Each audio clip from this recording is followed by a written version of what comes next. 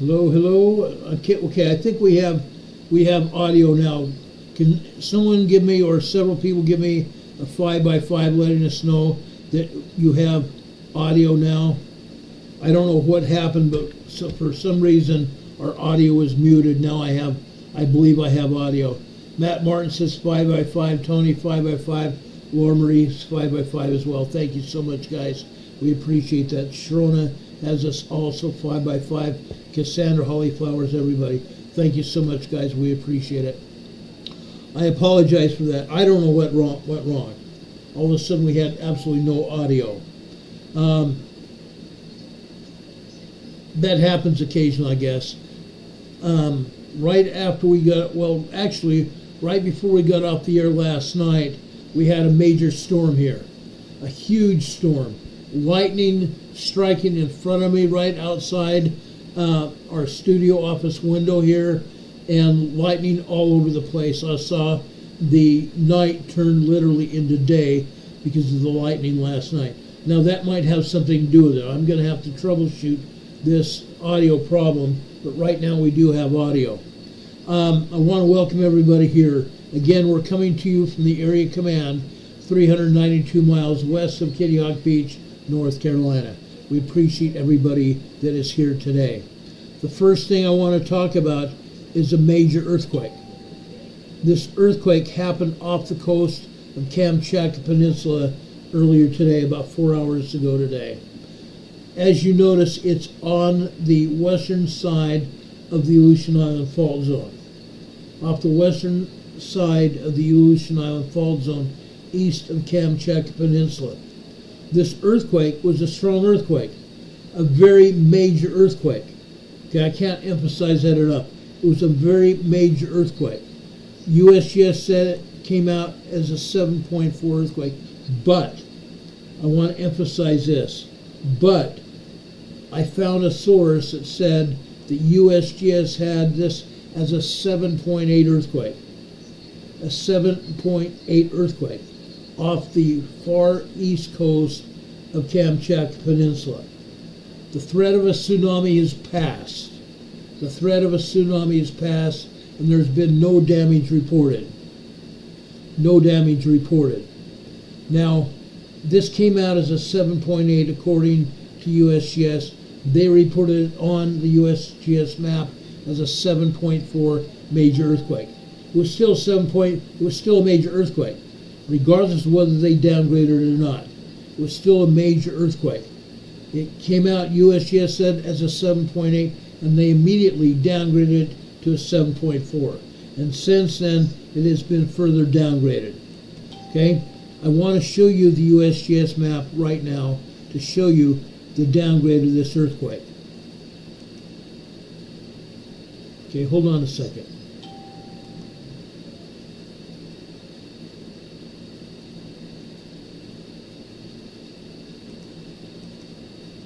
I want to show you what's going on here. And this is important to understand.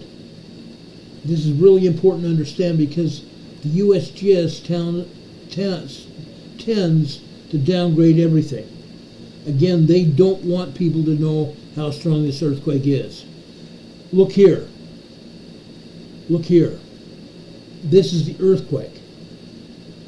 This is the earthquake. Now I want to show you something.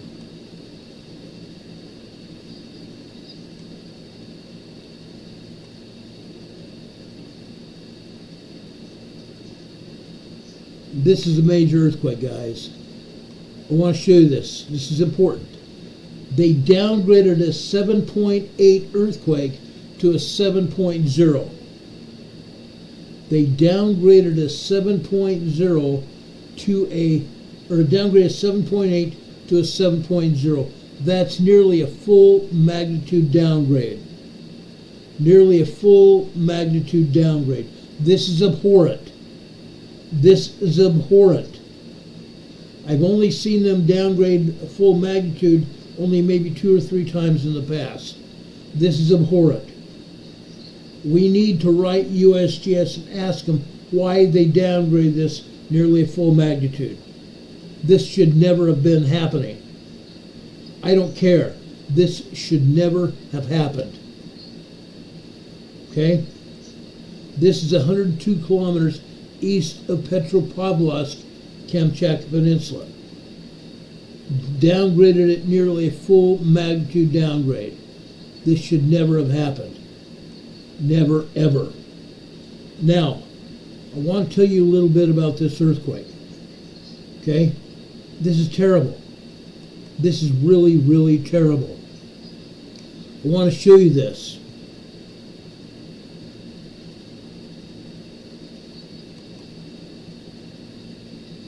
Hold on a second. I want to show you this. And this is important too. I went to the backside seismologist study page and pulled this information for all of you. Again, it showed it downgraded to a 7.0. Now, I'm going to raise this up a bit so you can see what I'm talking about.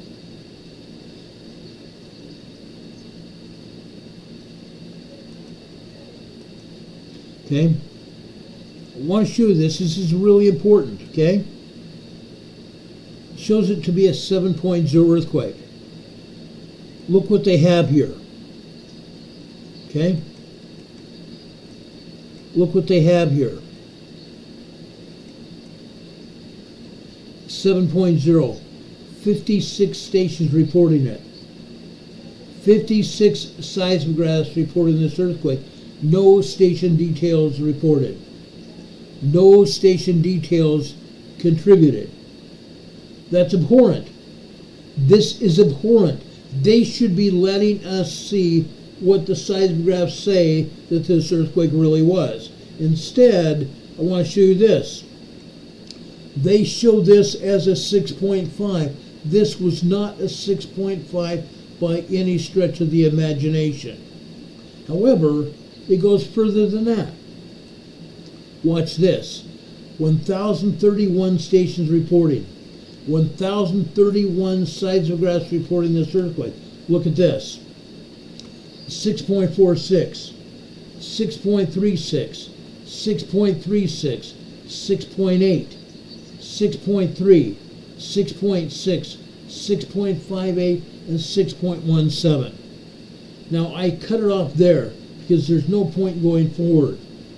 Why is there no point going forward? Because the stations reporting are lies, number one. Number two, the situation doesn't change. The magnitudes being reported are mid-range sixes. This was, as they have said, a 7.0 earthquake. However, it came out as a 7.8. They are absolutely lying to us. They are absolutely lying to us. Okay?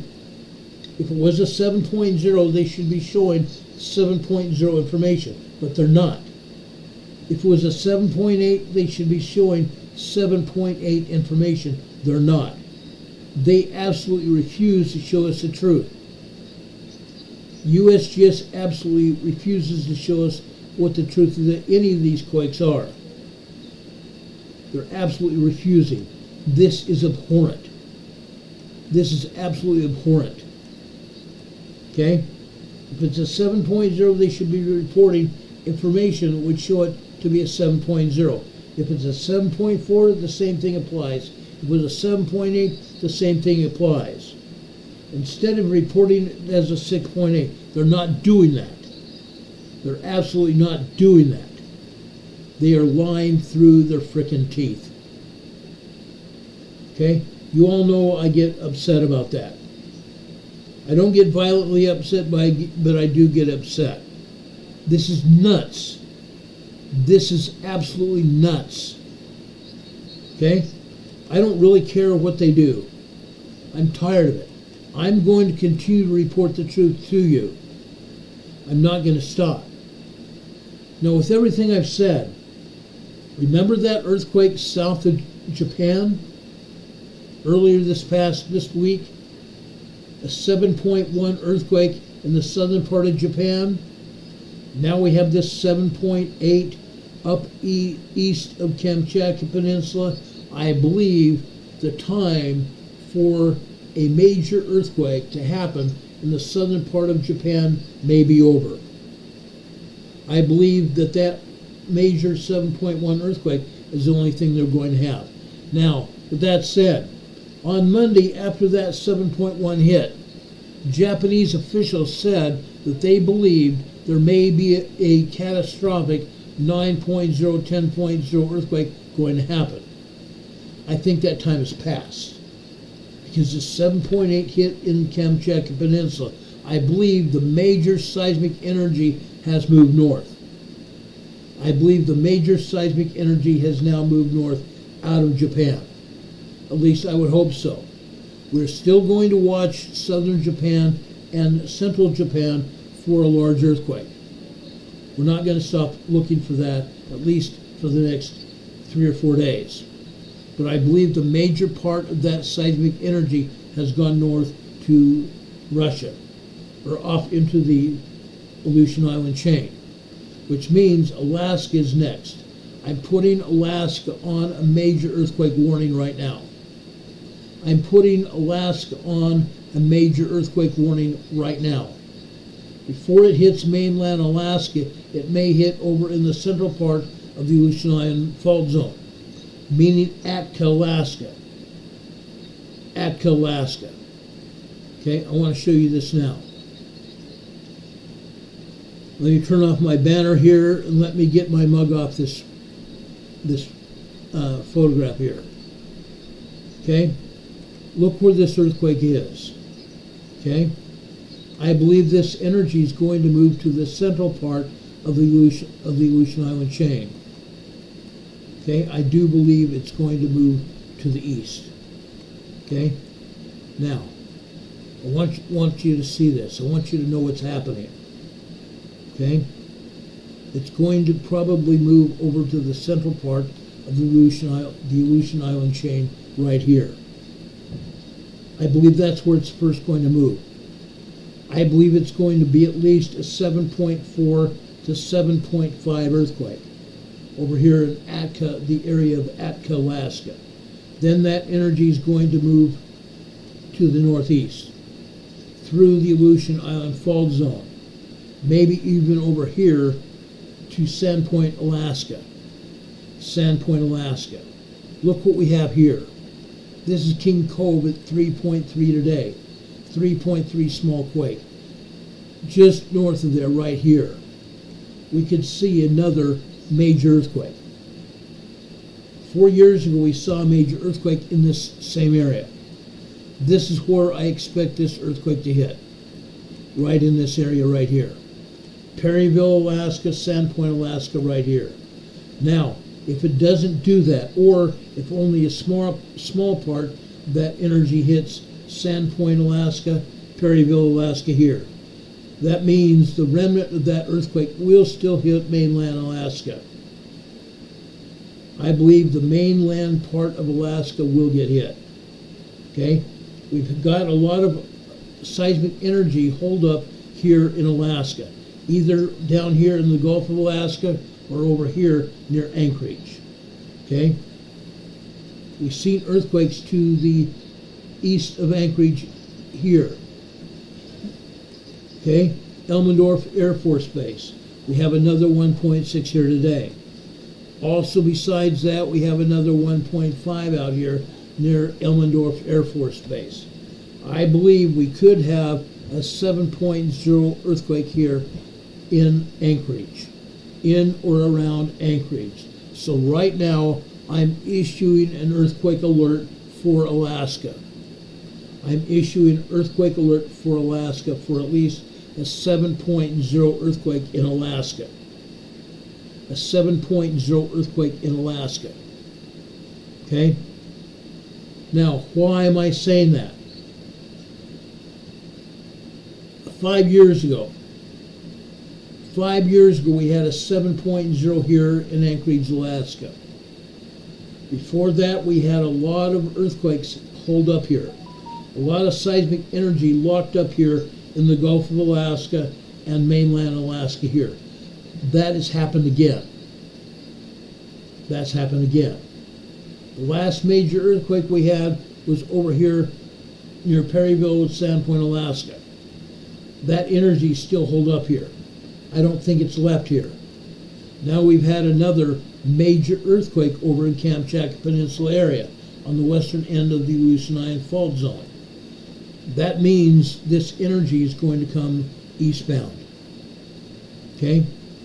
An issue in earthquake alert for mainland Alaska for at least another 7.0 to 7.5 earthquake to hit here in the next 10 days.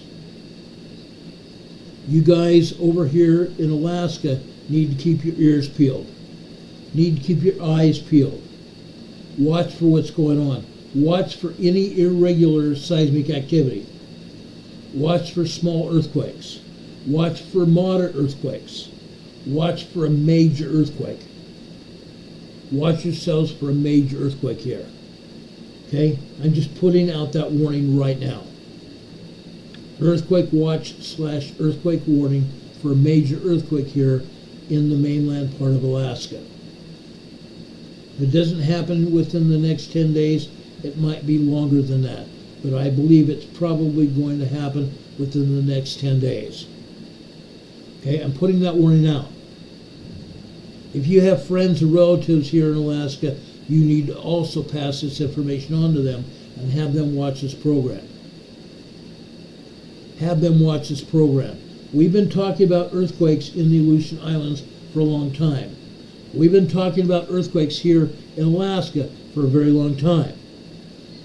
This is important. The football game has started. It's first down and 3 yards to go. First down and 3 yards to go. Folks, it's going to happen. At some point in time, it's going to happen, and I believe it may happen within the next 10 days. So again, an earthquake watch / warning for a major 7.0 to 7.5 earthquake here in Alaska. Over here in central Alaska, north central Alaska, this is a 2.5 earthquake near Beaver, Alaska. This just happened. A 2.5 minor earthquake up here in the north central part of Alaska. Beaver, Alaska, a minor 2.5 earthquake. Okay? This 2.5 has nothing to do with the 7.8 earthquake that hit over here in the western side of the Aleutian Island fault zone. Now they are showing aftershocks. They're showing 2 aftershocks. One on Kamchatka Peninsula itself, about 38 kilometers north of Yelzovo, Alaska. Yelzovo, Alaska. This is also where a volcano crater is. This is also where a volcano crater is, a major volcano. Over here where this other earthquake hit right here, this is a 5.1 earthquake. This is a 5.1 aftershock. Now, USGS has misappropriated where this earthquake is. All other maps have it over here on the Aleutian Island fault zone. This map does not. This map does not. All the other maps have it over on the Aleutian Island fault zone. Okay? Beware of that. Beware of that. Now we've talked about that earthquake. I was going to talk about Hurricane Ernesto last night. I was going to be talking about Hurricane Ernesto last night. It's appropriate to talk about Hurricane Ernesto now. Okay? In just a minute, I'm going to show you a video out of Bermuda, out of the government of Bermuda. This is Hurricane Ernesto right now. It's about 300 miles east of North Carolina. Approximately 300 miles east of North Carolina. Okay?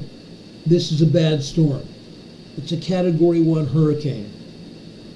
Hurricane Ernesto has left tens of thousands of people without power across Bermuda as it hit the British Island Territory with powerful winds, a dangerous storm surge, and potentially dangerous, deadly flooding.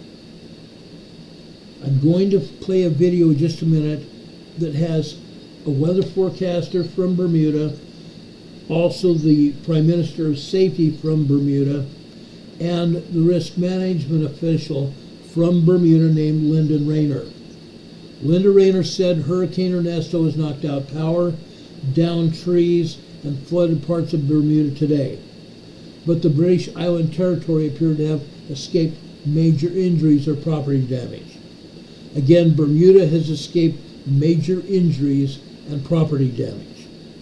The Category 1 hurricane unleashed powerful winds that whipped up to 35-foot, 10-meter seas, leading to a power loss for 74% of the territory island's 36,000 customers.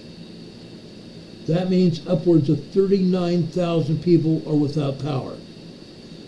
Mr. Rayner reports he's happy to report that there have been no calls for service for any major incidents or damage to any property. With that said, the eye of the hurricane is now north of Bermuda, and the calls that they've received over the last 6 hours or so are primarily for flooding. Some 5.9 inches of rain, 150 millimeters of rain have fallen, and more is expected from the back end of the storm. Michelle Pitcher, who's also the weather forecaster for Bermuda, is going to pick up the story right now. I want to show this to you.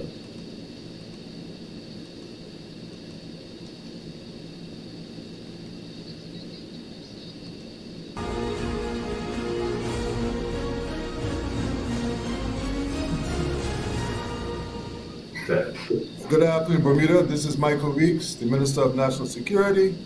With me is Ms. Michelle Pitcher, the Director of the Bermuda Weather Service, and Mr. Lyndon Rayner of the Disaster Risk Reduction and Mitigation Team.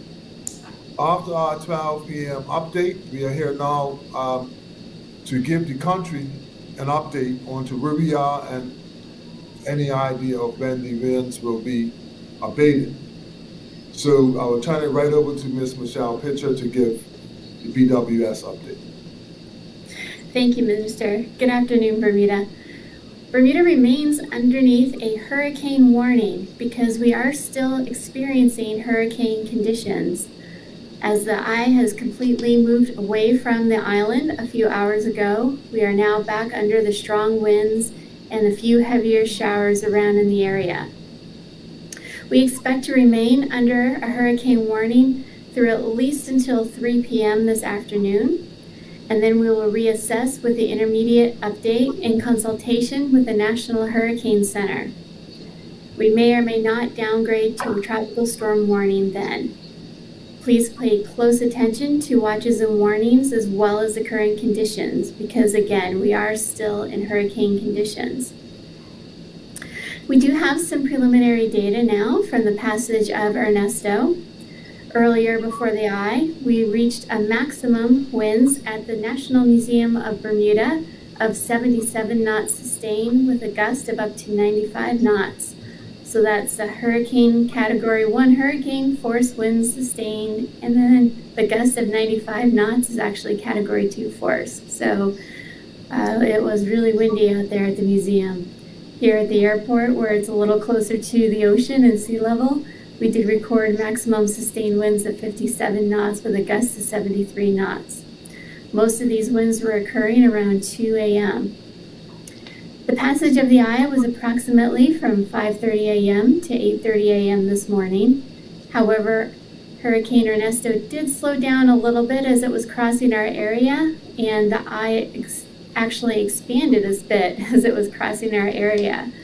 So we were in a bit lighter than expected winds for an extended amount of time. However, as I'm sure everybody noticed, once the eye completely left the area around 10 or 11 a.m., those hurricane conditions came right back. The storm surge at Ferry Reach, what we can measure so far preliminary, was 1.9 feet. And in our rain gauge here at the Weather Service, we got 5.9 inches as of 6 a.m. this morning. We'll have to do an update later this afternoon to see what else we managed to catch in the rain gauge. So now that the eye of Hurricane Ernesto has passed, again, these winds picked up again, and what we've seen in recent hours is the National Museum of Bermuda sustained winds increased back up to 64 knots. That's hurricane force once again, and the maximum gust we saw for there was 77 knots. At the airport, we weren't too far behind them. We recorded a maximum sustained wind of 51 knots so far after the eye, with a gust of 62 knots. So again, it's very windy, hurricane conditions out there continuing. Now for some better news. It does look like Hurricane Ernesto will continue to move out of our area, and as long as it continues to move at the current rate of 7 knots, it will clear most of the hurricane force winds out of our area around 3 p.m. But again, that's only if it keeps moving at its current speed. If it slows down a bit, we might be in for a little bit longer of these hurricane conditions. And of course, conversely, if it speeds up, then they'll be gone sooner rather than later. But with Ernesto right on top of us, any changes is going to make a big difference for our local conditions. We're still going to see these strong tropical storm force winds, 50 knots plus, until almost the evening time. So 4 to 5 p.m. is when we're probably going to see them start to finally notably decrease. But then we're still going to have this tropical storm force winds right through till after midnight tonight. So even though conditions might be easing, it's still going to be very windy out there, and we do expect another rain band or two crossing the area later this afternoon. So even though we've already had plenty of rain so far, we still expect a few more inches coming our way with that. So again, Bermuda remains under hurricane warning. We have hurricane conditions still currently occurring across the island. We do expect them to gradually improve throughout the afternoon. I hope everybody is safe, and please continue to be so. Thank you. Thank you very much, Michelle. Thank you for that thorough update, and we appreciate all that you're doing down there for us. I would like to now turn it over to Mr. Lyndon Rayner of the Disaster Risk Reduction and Mitigation Team. Good afternoon, Lyndon. Good afternoon, Minister. Good afternoon, Bermuda. As Michelle said, we're still in hurricane conditions, so the number one message is people please remain sheltered for your safety and for the safety of our emergency responders. We have received a number of pictures of poles and trees down across the island. Those pictures have now been forwarded to Public Works and the Parks Department and also Belco, and we are now assessing as to what's going to be our approach in returning or getting our teams out onto the roads to start the cleanup process. However, I must stress that, again, we're not going to be rushing this. We're not going to be putting our people in danger. And based on the Bermuda Weather Service's forecast, a decision will be made as to when those vehicles and those personnel can go out. Like everyone else, we're anxious to get back to some normalcy, but again, I must stress, it's not going to be done at the risk of harm to our Belco workers and Public Works and Parks Department personnel. As far as the causeway will still remain closed, though we will be looking to do an inspection on the top surface of the causeway, but unfortunately, until we have been given the okay by the structural engineers who have to look at the underneath of the causeway will remain closed. Hopefully, the wind and the sea state will cooperate with us to allow that inspection to take place sooner than we anticipate, and that will allow the causeway to be open.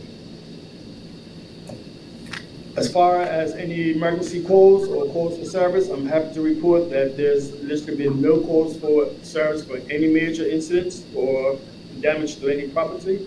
The most calls that we've received over the last 36 hours or so, the primary flooding, but we'll have to report that those floodings are not risk, no one's at risk from those floodings. The shelter, City Bridge shelter still remains open. It's still only housing 11 persons, which is good from our side. So there's no change in my previous report on the shelter. But overall, I think Bermuda has or is surviving this Cat 1 storm. And I have to give credit to persons who heeded the advice of the minister and all the BWS's briefs to, one, prepare your property, and two, to remain sheltered. I know, Minister, you've got some people out on the beaches, so again, we stress to them, this is not the time to be brave, it's not the time to be bravo. Please do not go into the waters, please return to your homes. We got reports of some business being open, and I think they were lulled into the eye that the storm has passed, but we have asked, and we are asking that those businesses shut down immediately and people return to their homes, or if you cannot return to your home because of the storm conditions, to shut down your business and stay sheltered in your business. But no business at this time should be open so that we're not risking people's lives and safety. Yes, so we've had a conversation with Belco. We had a Zoom meeting just recently, about 2 hours ago. We kind of come up with a strategy as to how we're going to approach this. A lot of it will rely on the wind conditions, and the plan is that as soon as it is safe to do so, teams from Belco, Public Works, RBR will be heading out to do road assessments, road clearance, and to assist Belco in getting to some priority spots, which would be the power stations and substations across the island. And once Belco is satisfied that the substations are in good order, then we should start to see restoration being made. Thank you, Lyndon, for that comprehensive update. And I think that brings some comfort that we are nearing the end of Hurricane Ernesto. We are not there yet. So Bermuda, we have been very resilient. Historically, we have been on this road before.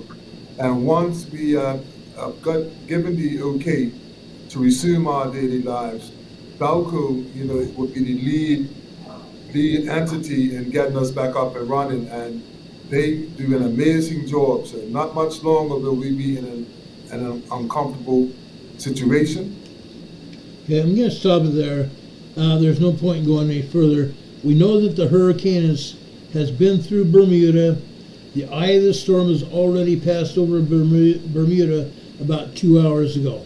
But the backside of this hurricane, it's a Category 1 hurricane, is still going over the island of Bermuda. It's going to probably be at least another 24 to 48 hours until the storm completely vacates Bermuda and moves north. Now, the hurricane is off the coast of North Carolina right now. The hurricane is off the coast of North Carolina right now. This is where it's at, visually. You can see where it's at. With that said, it's not just off the coast of North Carolina. Georgia, South Carolina, and North Carolina, and even Virginia are getting storm surges right now. Storm surges anywhere from 2 to 4 feet of wind-driven rain.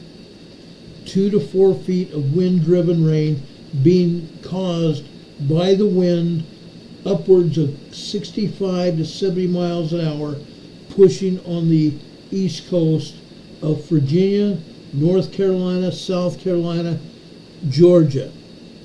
Okay, these winds are blowing seawater onto the shores. With that said, there's a storm surge going on. Do not go out into the water. Just like the Bermuda authorities are telling people on the island of Bermuda to stay off the beaches, stay out of the water. It's not helpful for you to be anywhere near the beach. It's not helpful. Okay? Stay off the beaches. Stay away from the beaches completely. Do not pick up your surfboards and go out into the water. This is not the time to do it. Unless I'm not even going to say unless. If you've been over on the West Coast and have experienced West Coast waves of 4 feet or larger, you're not going to be used to the storm surges that are happening over here off the east coast of North America, including Canada.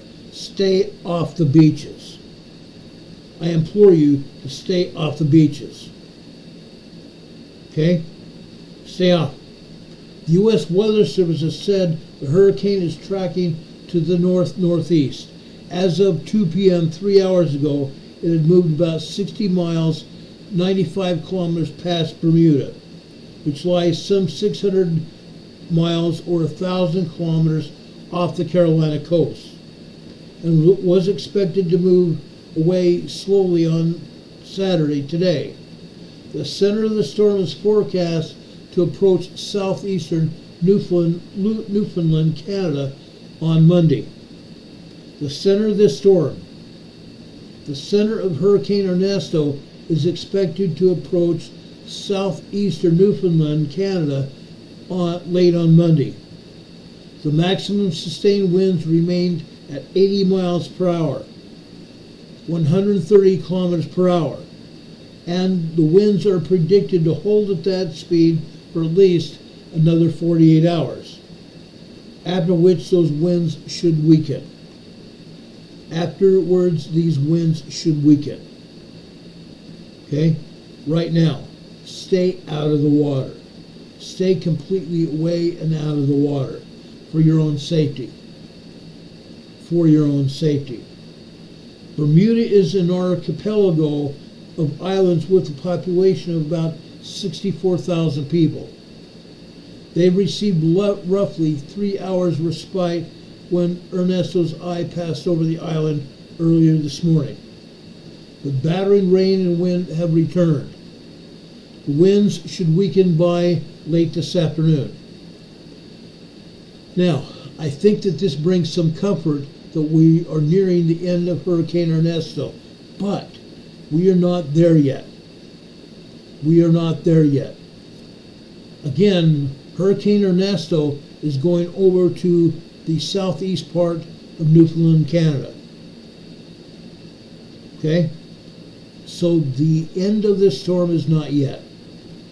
Electric utility Belco over on Bermuda has about 26,000 customers without power as of 1 hour ago. Ernesto's ocean swells are affecting the United States. In New York City, the boroughs of Brooklyn and Queens have been closed to swimmers on today and tomorrow, as forecasters have called for dangerous rip currents and swells of up to 6 feet high. Ocean swells of up to 6 feet high. Stay out of the water. Stay out of the water. Now, I've been monitoring the chat during this final part of the program. You guys have talked about a storm coming into Northern California and Oregon. I noticed we had my dear friend Laura Marie from Oregon here. She says it's preparing to storm there. Hurricane Heather is saying the same thing. For you guys over on the the West Coast, northern part of California and Oregon, stay out of the water. Get prepared for a powerful storm. I've been told the storm is going to be bringing winds of about 45 miles per hour. I've been told that you guys might see up to an inch and a half of rainfall. Be very careful. This storm can be very mean. This storm can be very mean. Now, I have also been watching this just a minute ago, saying multiple active shooters at an Air Force base in Texas. I don't have any information on it yet, but we will be monitoring the news agencies and my source out of the Air Force for any information on that. But allegedly there's multiple active shooters at an Air Force base in Texas. We'll be keeping a close eye on this as well. Now, given that, everybody needs to have a heads up right now. I believe we're going to have heavy impact with political implications. A heavy impact with political implications here in the United States. I've been monitoring chat, not from us, but I've been monitoring chatter from not just news agencies, but other sources saying that we have real problems. Again, I've heard chatter that President Trump and J.D. Vance may be seeing further incidents. Now, some of you may also know that J.D. Vance had a problem on his plane with a door seal, and his plane successfully landed in Milwaukee, Wisconsin after that scare, and his plane was able to be repaired, and he continued on his journey to other rallies. He got the endorsement of the Milwaukee Police Department and the state police as well.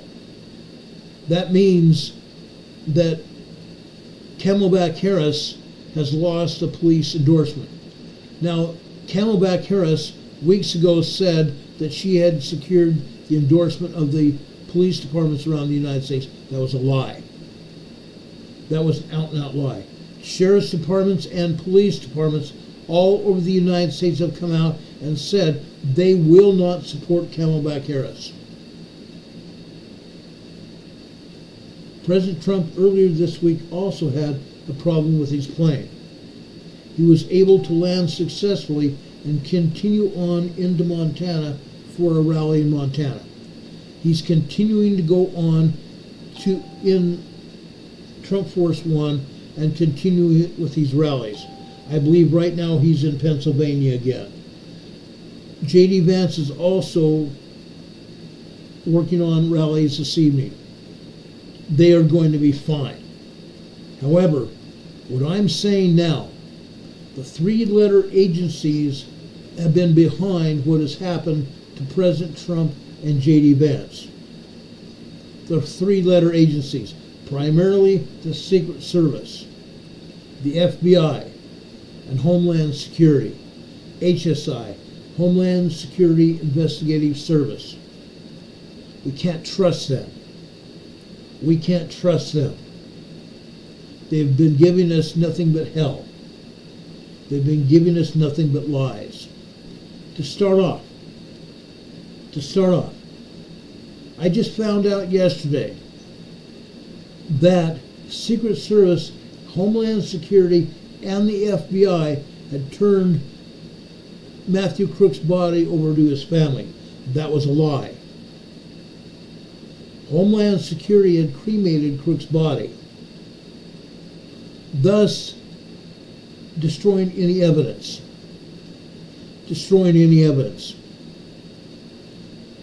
What did they do to Lee Harvey Oswald?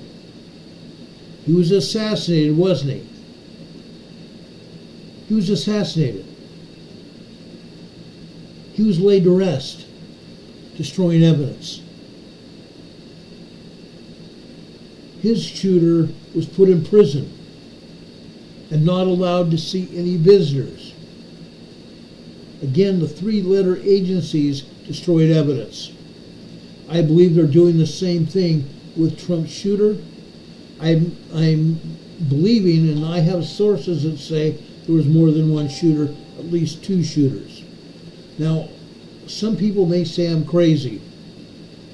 Some sources think there was only one shooter.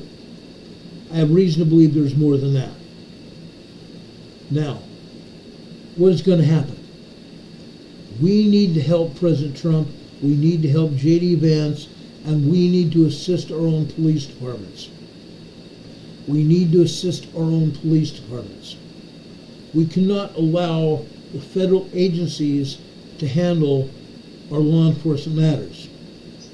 We cannot allow the federal agencies to handle anything right now. They're going to be operating on the Democrat-Communist side.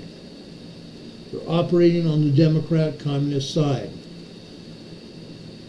Camelback Harris released her financial plan for what she's going to do for the United States government, for the United States citizens, if she's elected.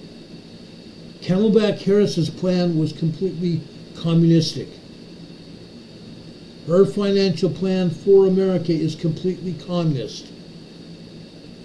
We cannot allow her any reign. We cannot allow Camelback Harris any reign at all. She can't be trusted. She should not be trusted by anyone. The Democrat communists are lying through their teeth. Biden has now said that he did not give Camelback Harris permission to run for president. She doesn't have to have his permission. However, Biden says he's going to go to the Democrat committee this week in preparation for Democrat National Convention on the 16th, which is supposed to be happening now, starting Monday, He's going to continue running for president. We know he's not able to. He is not physically, mentally, in any capacity running for president. But the Democrat National Committee and the convention may pick someone else but Harris, which could be far worse. We need to be aware of this. We cannot allow our country to be run by the Democrat communists any longer. It cannot happen. We must stand up for what we believe in. We must stand up for our families and ourselves. We must stand together with like-minded people, our neighbors and friends next to us. We cannot allow the communists to have foot here in the United States of America, not now, not ever. We have to put this whole thing to bed. We must keep our country as the United States of America. We cannot allow the elites of this world to control this country. We must still become a sovereign nation. We must become a sovereign nation and not allow the elites of this world power over us, because that's exactly what's going on. Now, if you have any questions, I will be happy to entertain any questions about the 7.8 earthquake east of Kamchatka Peninsula. I'll entertain any questions about Hurricane Ernesto. I will take any questions about the storm off the coast of California and Oregon. I care about you guys. I care about you guys. Please be careful out there. Please be careful. I have your backs. I have your backs. Do any of you have any questions for me? Kristen Cashel says I'm not crazy. I appreciate your support on that. We can't trust any of our government agencies, including the IRS, the FBI, the Secret Service, Homeland Security, the CIA, or any other three-letter agency. They cannot be trusted. They cannot be trusted.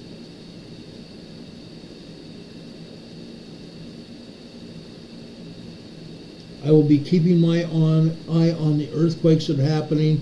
I understand we just had a large 5.0 down in Indonesia as well.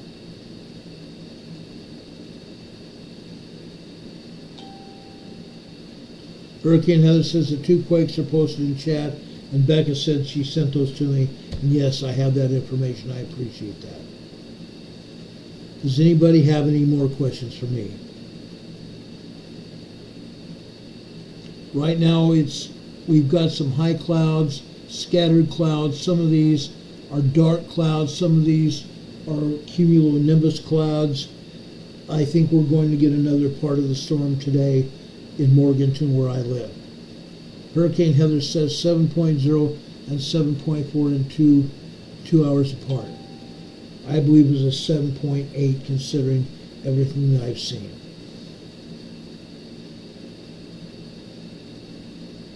I love you guys. I love all of you. I appreciate Richard for everything you've done and keeping up with the earthquakes around the world and giving us information. Richard, I hope you're prepared for any other storm coming from Hurricane Ernesto or not. It may impact you in Nova Scotia as well. God bless you, brother. Take care of you and your family. We appreciate you. Hurricane Heather is asking, why am I smelling salt water? Good question. Hurricane Heather is nowhere near the coastline. Kristen Cashel says it may seem silly, but I think I saw an oarfish that was found off the California coast. Do you think it's tied to quakes coming? Yes, I do. Yes, I do. Earlier, about 2 days ago, I saw someone reporting an oarfish off the coast of San Diego, California. Another case yesterday over in Puerto Rico. Yes, these oarfish come ashore or found near the land masses before a major earthquake. That happens. It's almost a proven fact. Rob, good to see you, brother. Appreciate you. Any more questions for anyone? From anyone? I appreciate all that you guys do.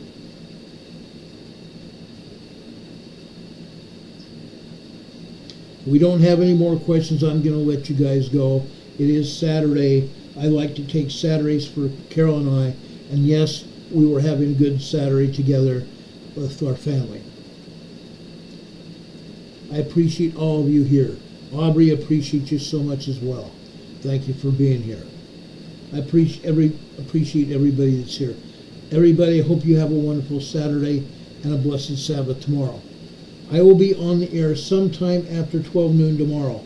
I was reminded by my wife that there is a baptism of some kids tomorrow that she wants to go to and I want to go to as well. So our Sunday school class will be on the air probably sometime around 1 p.m. Eastern Time tomorrow. 1 p.m. Eastern Time tomorrow, approximately 1 p.m. Eastern Time tomorrow, from Come Follow Me, the Savior said. I hope we can see you all then. God bless you.